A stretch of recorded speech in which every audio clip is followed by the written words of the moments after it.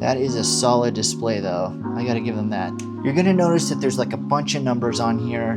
What does it all mean? So 2000 millivolts is really 2 volts. Half of a volt for a small battery like this, that's a big deal. On a 12-volt battery, same kind of thing. That's a big deal. Now, what's another thing that I can do when trying to measure this is if I don't have a fancy outlet tester that tells me if it's wired correctly or in the proper orientation, so it's not 70, it's 68, there's 2 ohms of resistance in there of accuracy that we're losing because we weren't in the right setting. Hey folks, how's it going? Welcome back to the show. And for those of you that are new, my name might be Luke, but we're still not sure. Anyways, did you impulse buy an electrical multimeter by Gardner at your local grocery store and now you're trying to figure out how to use it?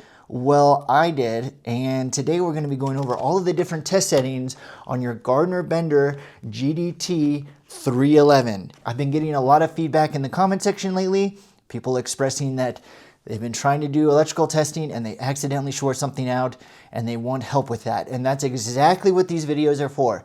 They're to help train you on the foundations and basic principles of your meter so that you can apply them to your very specific troubleshooting needs, whether that's at the home, RV, the truck, car, whatever has wires and you're trying to troubleshoot it. That's what we're here to help you out with. So why don't you grab a snack, have a seat, and let's get into it. All right, Gardner GDT-311.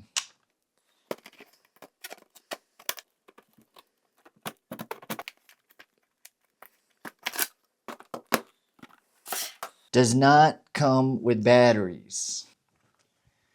It's got a little protector on this green.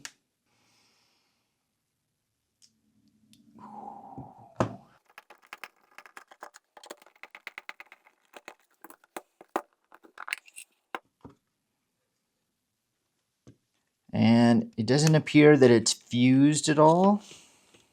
Just verify that. No fuse, but there's 2 ports. You can't measure current, only voltage. Okay, so we should be safe. Then these are your multimeter leads. Something to note, there's these little caps on here, and I always have them off in my videos, but then people were asking me, how do I take them off? You usually can just slide them off like that.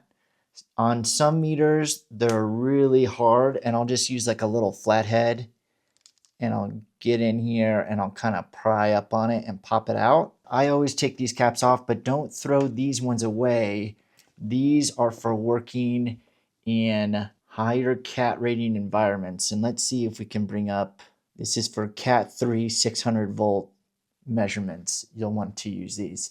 If you don't know anything about cat ratings, that's fine. Fluke has a really good pamphlet describing cat ratings, what they're for, how to safely work in those environments.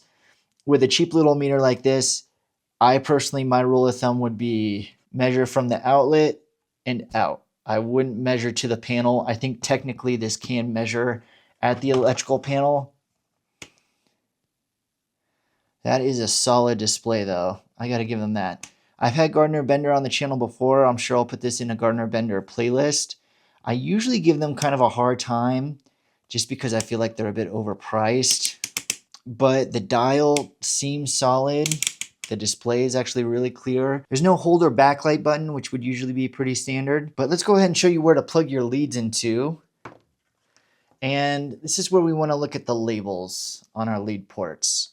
So we see this side is hey for volts and ohms or resistance you can think of. Red lead will go here and then your black lead will go into your common. If that wasn't obvious to you, that's okay. I don't think it's very obvious to many people. And then make sure that these leads get fully depressed, fully seated in there, or you're gonna be having a hard time with your measurements. Okay, and there's no stand. So I might be using the iPod's case over here.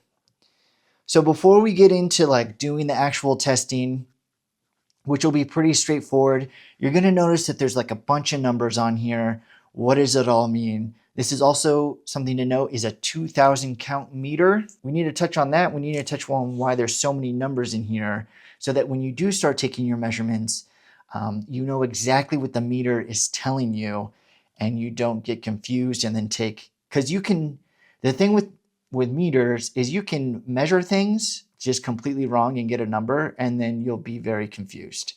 And so it's important that we educate ourselves about what the meter is trying to say. So it's a 2000 count meter. So that means that the meter can display anywhere from a 0 to 1999. Let's say we're taking a voltage measurement. It's going to use its decimal to let us know that it's in a different range. So one example would be if we're trying to measure something on a voltage setting, it can measure up to 20 volts DC. So if I wanted to measure more voltage than that, I would have to go up to 200 volt setting. Then the meter is going to shift that decimal place, and now it's going to be able to give us up to 199.9 volts DC in that setting.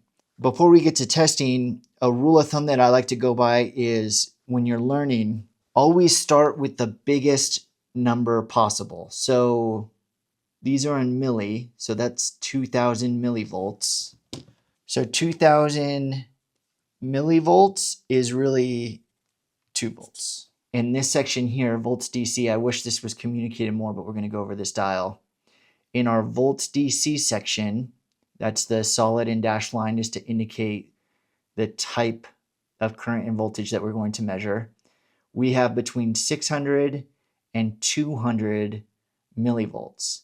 So if I was going to take a measurement of something and we're measuring it with a meter because we honestly don't know what the voltage is, I would set it to the highest voltage setting and then I would work my way down the dial. And I kind of like to use the mental model of like using a microscope. When you first set up a microscope, you put the lenses way back up here and everything on the little petri dish is all blurry. You can see stuff on it, but it's really blurry. You can't tell what's going on down here. And then as you dial in the microscope, things on your little petri dish come into focus and clarity. And with that, we get a lot more detail. Same kind of thing with the multimeter. So let's use an example. I've got a battery here. We can assume it's something like a 9-volt battery. And I want to take a voltage measurement of it. I know that batteries are a DC power source. Anything out of the wall, straight out of the wall is going to be AC. Anything off a battery is going to be DC. We want to take a measurement of it. I'll put my red lead to the positive post of the battery and my black lead on the negative post of the battery. And again, I'm in the 600 volt DC setting. And what do we get? It just says a 9 on there. As you get more experience with testing, you're going to start to learn that just knowing that there's 9 volts on a battery, batteries are very sensitive to their voltage, to the tenths. We want to know the tenths and the hundredths. So ideally, if we took a voltage measurement of a battery, we'd like to see if it's like 9.4 versus like a 9.1, because that's going to be a big difference in the state of charge of the battery. That tells me that I'm going to want more information. So what can I do? Well, I can start to dial in this little guy here. My next setting down is 200.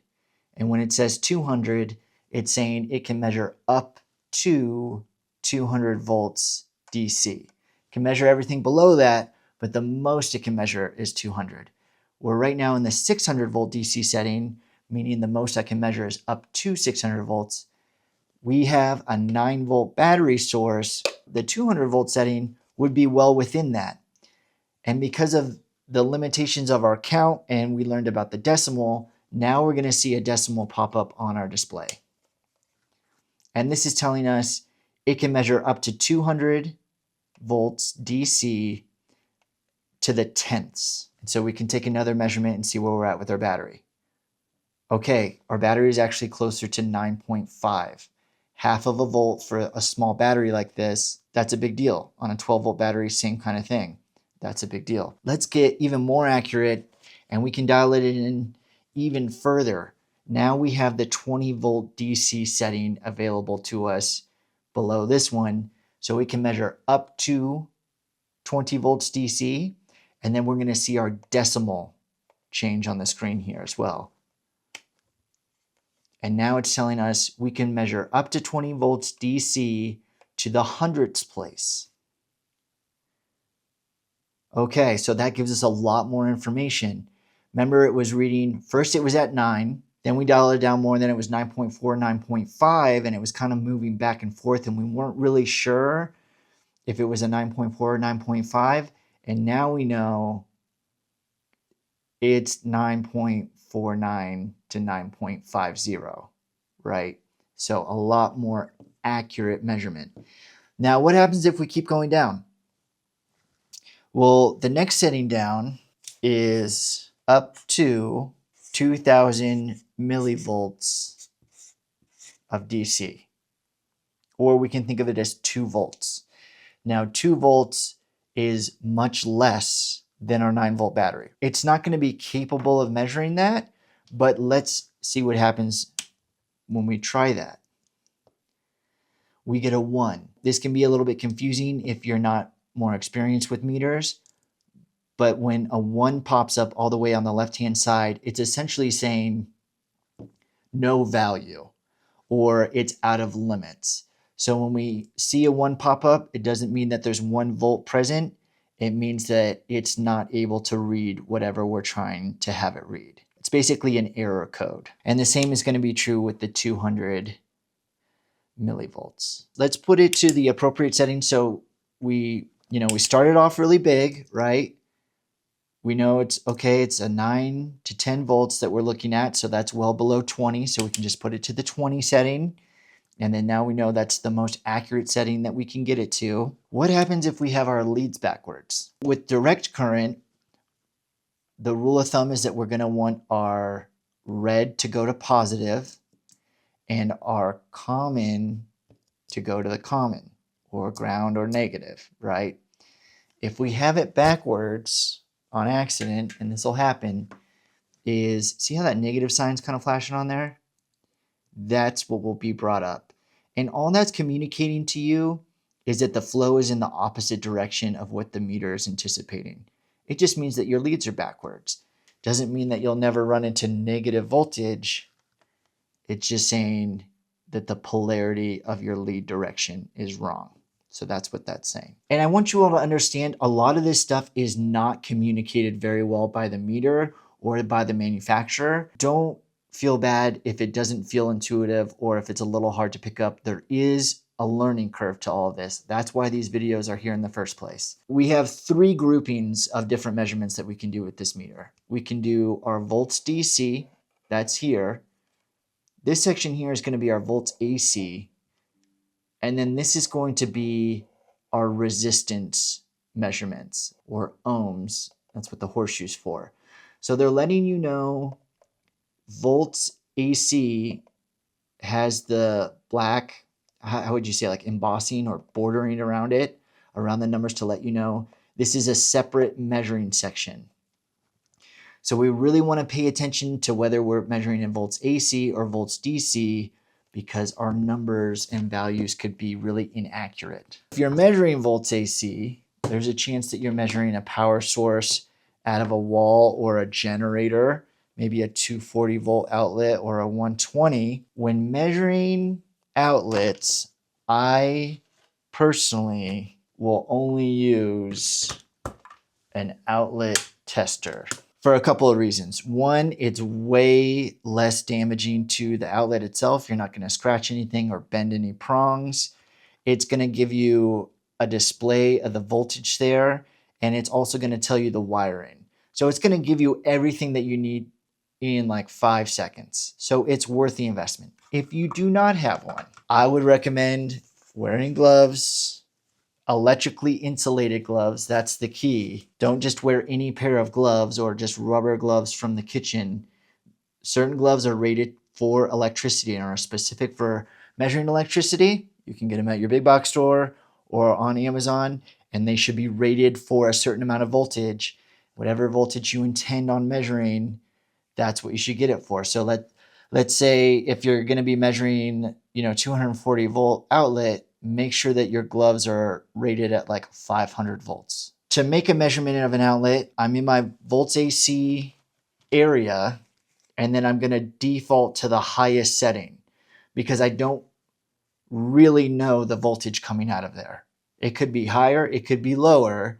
I can assume it's 120, but I always like to set it to the highest setting first, get an idea of where I'm at, and then dial in my meter for an accurate measurement. So I'm going to start at the up to 500 volts AC setting. And now with lead polarity for AC, is it going to matter if my red's at the hot or the neutral or the ground? It's not, because our voltage and our current is going to go back and forth. So it doesn't really matter. It is best practice to put your red on the hot and your black at neutral or ground, but your measurement will be the same. So if I want to measure this outlet, I can go ahead and put my prongs in here. Now make sure you don't cross your prongs. Make sure they don't touch when you're trying to get them in there. You're going to short something out. Be very careful. Okay, and I have a measurement saying there's 119 volts AC out of here. Now, just because, and this goes in a little bit more into troubleshooting theory, just because there's voltage present doesn't mean that there's voltage available. And what do I mean by that? That means that you could have voltage on an outlet, you go to plug something in and it still doesn't work. We don't want to make the assumption that whatever you plugged in didn't work just because there's voltage. That's when you start to get into voltage drop. This is an unloaded voltage test. Ideally, I would have this circuit loaded and take a measurement and then see what my voltage is. Now, what's another thing that I can do when trying to measure this is if I don't have a fancy outlet tester that tells me if it's wired correctly or in the proper orientation, how can I discern who's who? Well, we're going to use the ground to our advantage of trying to figure out who's neutral and who's hot. If you don't have a ground present at the outlet, you're going to, you can always find a ground around the house and just have your black lead clipped or attached to that grounding point. But a way you can do it just here at the outlet is, okay, we've got 120 volts here. Now we can move one prong, put it on our ground. Okay, and we still have 120 volts. So that tells me a lot of information. I have 120 volts potential between my ground and the conductor that my red's in. That's telling me that my red is plugged into the hot. And then I can confirm this by pulling my red, plugging into what now we've determined is the neutral. Got to open the doors. And we should see, doesn't look like we see anything. Okay, so that's telling us that's ground and neutral. And there we go. I've heard people say on the YouTubes, we know it's the hot because it's the little one, or it's on the right-hand side. When it comes to testing, we never want to assume what's hot and what's not, because it could have been a 30-year master certified electrician that wired your house. Probably not. Or it's an apprentice that's been on the job for a week and he swapped the hot and neutral. Something that I see a lot in my testing here on the bench is outlet strips or power strips or extension cords can often have the hot and the neutral flipped internally. That's something to always be cognizant of, and we never want to make assumptions about what's the hot and what's the neutral. If we wanted more detail, so it's 119, maybe I want a little bit more accurate measurement, I can always put it down to the up to 200 volts AC setting. And now I can see it's really closer to 119.4. All right, and last up is resistance. There's two off positions, which I think is interesting. Our last is our resistance values. And we want to keep in mind the same thing that we've been doing this whole time. And that is that whenever we're going to take a resistive value, we'll start with the biggest number and dial it in. Something really good to practice while you're still learning and getting comfortable with your meter and that we're going to practice here is understanding exactly what the meter is trying to tell you, because now we're going to be working in a lot larger values, and it can be hard to tell right off the bat what the meter is trying to say. So I'm going to help try and break that down for you so it makes a little bit more sense. Before we get into measuring resistance, any electrical load is going to have a certain amount of resistance value. So resistance isn't just for measuring resistors. It's really common for checking things like, I can see if this motor has an open in it, and it looks like there's very little resistance. See, if I have my meter leads apart, how there's a 1, that's telling me there's an open circuit. This is telling me there's very, very little resistance. There's resistance there, just the meter it's not sensitive enough to pick it up. We can also do that with something like a light bulb filament. Is this light bulb burnt out? Well, there's still some kind of continuity in that circuit. So then we can say, no, that light bulb is not burnt out. Let's break this down.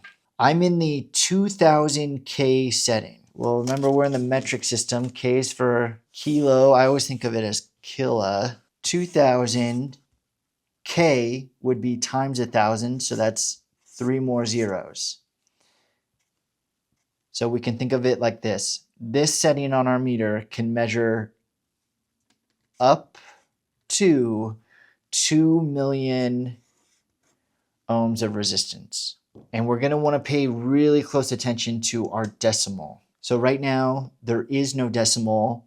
It says 1033. Is that 1033 ohms? No. We have to think, because there's a K in the setting, it means times this times 1,000, and that's your value. So what we're really seeing here is 1,033,000 ohms of resistance. So we really want to pay attention to that kind of stuff. We're going to do a bunch more examples if it's confusing, so just bear with me. Okay, I'm going to leave it on that setting. I'm going to go to another resistor. Now it says 97. Is that 97 ohms?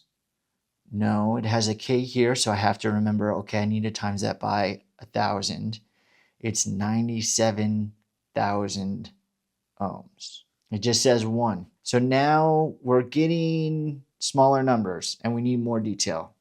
So what we can do is we can start to dial in this thing. It says K and I have a 1, so times it by 1,000, 1 times 1,000, we're seeing 1,000 ohms. We have a lot more settings available to us, a lot more range. So let's go ahead and dial it in and see how accurate we can get our measurement. The next setting down is 200K. Now we have a decimal, and now it says 1.0. 1.0 times 1,000 is still 1,000. Okay, so we haven't made much progress.